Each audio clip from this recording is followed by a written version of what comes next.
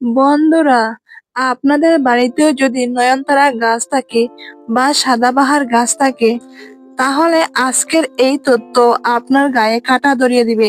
কারণ আজ আমি জানাতে চলেছি এমন কিছু রহস্য যা এই নিরীহ দেখানো গাছটি লুকিয়ে রেখেছে, আর যা আপনি আগে কখনো শুনেননি।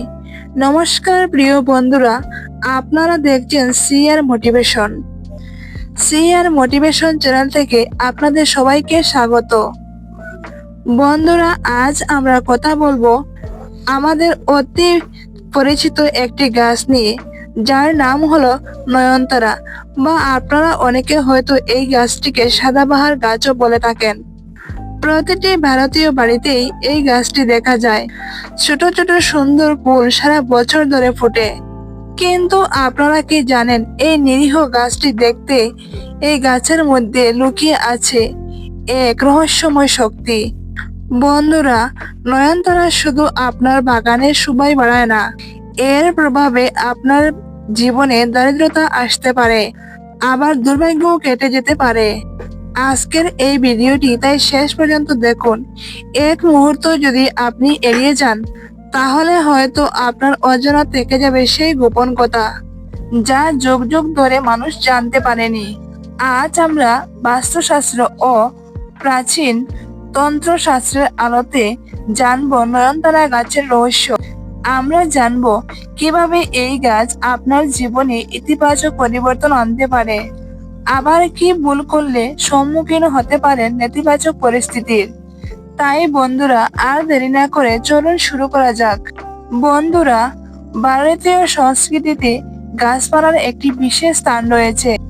অনেক গাছকেই আমরা দেবজ্ঞানে পূজা করি এবং তাদের মধ্যে বিশেষ শক্তি আছে বলে বিশ্বাস করি। নয়নতারা বা সাদাবাহার গাছই হচ্ছে তেমনই একটি উদ্ভিদ। বাস্তুশাস্ত্র অনুযায়ী এই গাছকে বলা হয় জাগ্রত উদ্ভিদ। এর মানে হলো, যখন এই গাছে ফুল ফোটে তখন এটি বিশেষ এক ধরনের শক্তি বিকিরণ করে, যা আপনার বাড়ির চারপাশে এটি এক অদৃশ্য সুরক্ষা বলয় সৃষ্টি করে। এই শক্তি আপনার ঘরে ইতিবাচক চিন্তা ভাবনা এবং সমৃদ্ধি নিয়ে আসতে পারে। কিন্তু যদি আমরা এই গাছটিকে ভুল জায়গায় রাখি অথবা এর যত্ন নেওয়ার ক্ষেত্রে কিছু ভুল করি, তাহলে কিন্তু এই ইতিবাচক শক্তি নেতিবাচক শক্তিতে রূপান্তরিত হতে পারে এবং আমাদের জীবনে ডেকে আনতে পারে নানান ধরনের সমস্যা। তাহলে চলুন প্রথমেই জানা যাক, আপনার বাড়িতে নয়নতারা গাছ থাকলে কি কি খারাপ ঘটনা ঘটতে পারে যদি আপনি কিছু বিশেষ নিয়ম না মানেন। প্রথমত, বাস্তুশাস্ত্র অনুযায়ী নয়নতারা গাছকে ভুল দিকে রোপণ করলে আপনার আর্থিক সমস্যা হবে। বিশেষ করে যদি এই গাছটিকে আপনার বাড়ির দক্ষিণ পশ্চিম দিকে অথবা রান্নাঘরের ঠিক পাশে রাখা হয়, তাহলে এটি আপনার অর্থের স্থিতিশীলতাকে নষ্ট করতে পারে। এর ফলে আপনার সঞ্চয় কমতে শুরু করবে এবং পরিবারের আর্থিক বিষয়ে নানান ধরনের সমস্যা দেখা দিতে পারে। শুধু তাই নয়, এই ভুল অবস্থানের কারণে পরিবারের সদস্যদের মধ্যে পারস্পরিক সমস্যা ও বোঝাপড়ার ব্যবধান বাড়তে পারে এবং যা ঝগড়া বিবাদের জন্ম দিতে পারে। তাই নয়নতারা গাছ লাগানোর সময় দিক সম্পর্কে সচেতন থাকা উচিত। দ্বিতীয়ত, রাত্রিবেলা নয়নতারা গাছে জল দেওয়া বাস্তুশাস্ত্র মতে এটা অত্যন্ত নেতিবাচক অভ্যাস। মনে করা হয় সূর্যাস্তের পর এই গাছে জল দিলে তা নেতিবাচক শক্তিকে আকর্ষণ করে। এর ফলে মানসিক অস্থিরতা বৃদ্ধি পেতে পারে।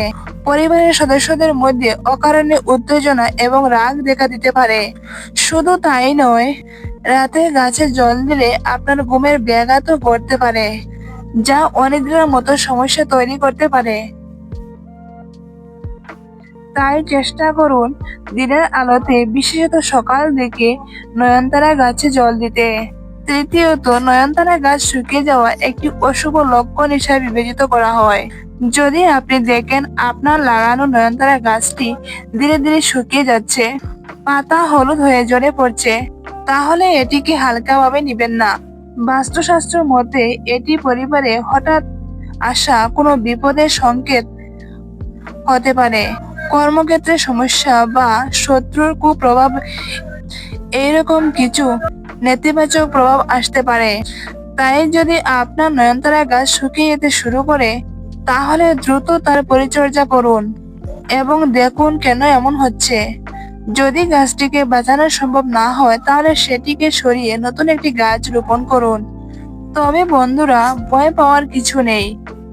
যেমন একটি মুদ্রার দুটি দিক থাকে, তেমনি নয়নতারা গাছেরও ইতিবাচক দিক রয়েছে।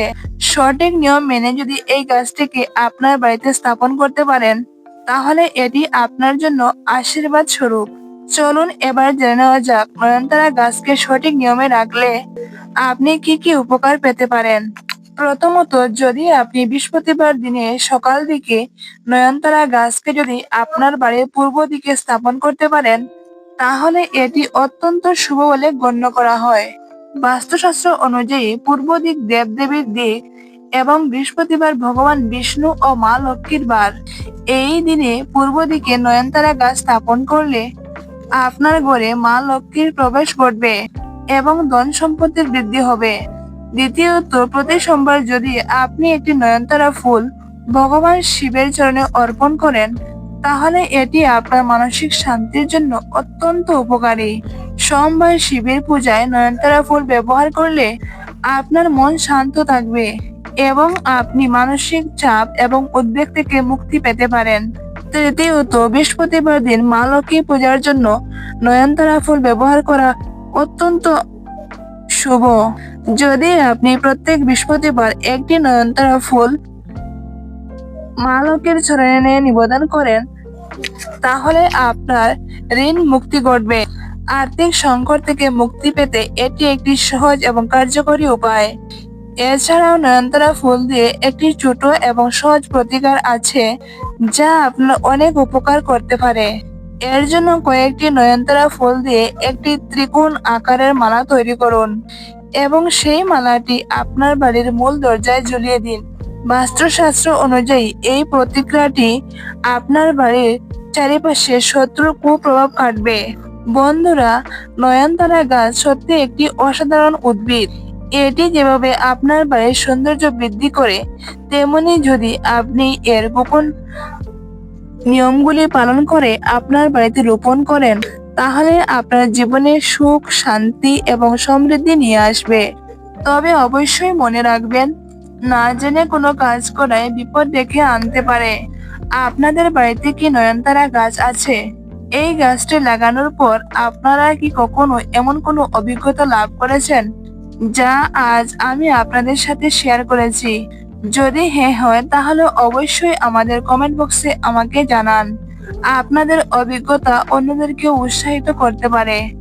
আর যদি আজকের এই ভিডিওটি আপনাদের ভালো লেগে থাকে এবং মনে হয় এটি কোনোভাবে আপনাদের উপকারে আসবে, তাহলে একটি লাইক দিয়ে আমাদের উৎসাহিত করুন এবং অবশ্যই আপনাদের বন্ধুদের কাছে এবং পরিজনদের কাছে শেয়ার করুন।